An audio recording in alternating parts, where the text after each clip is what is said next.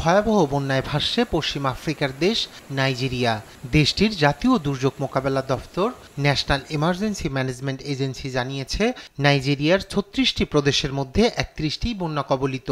বন্যার ভয়াবহতা কেড়ে নিয়েছে প্রায় ৩ শতাধিক প্রাণ। বন্যায় এরই মধ্যে ধ্বংস হয়েছে ৯৯,০৪৬টি বাড়ি, অন্তত ১,২৭,৫৪৪ হেক্টর জমির ফসল এবং শত শত সড়ক ও সেতু। এতে বাস্তুচ্যুত হয়েছেন ৬,৪০,০০০-এরও বেশি মানুষ।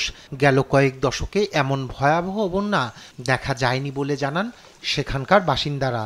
So it got me confused again because of that. বন্যা আমাদের সবকিছু কেড়ে নিয়েছে। আমাদের মাঠের ফসল, ঘরবাড়ি সবকিছু এখন পানির নিচে রয়েছে। এমন ভয়াবহতা আগে দেখিনি।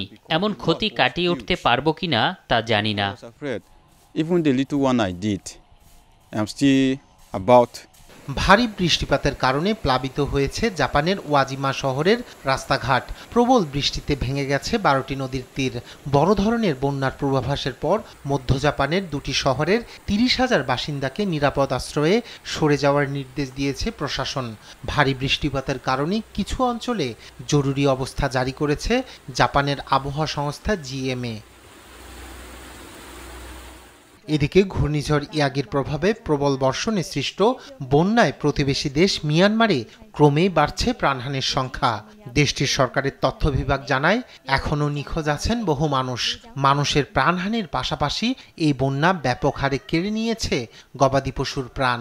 নষ্ট হয়ে গেছে বিপুল পরিমাণ ফসলি জমি। মিয়ানমারের বন্যায় ক্ষতিগ্রস্ত হয়েছে ৬,৪০,০০০ বাসিন্দা এবং তাদের জরুরি ভিত্তিতে সহায়তার প্রয়োজন বলেও জানায় জাতিসংঘ। দেশটির জান্তা সরকারও বিদেশি সাহায্যের জন্য জানিয়েছে আবেদন। তবে ভারত সামান্য পরিমাণ সাহায্য দিলেও আর কোনো দেশ এখন পর্যন্ত দেশটিতে সহায়তা পাঠিয়েছে কিনা তা জানা যায়নি।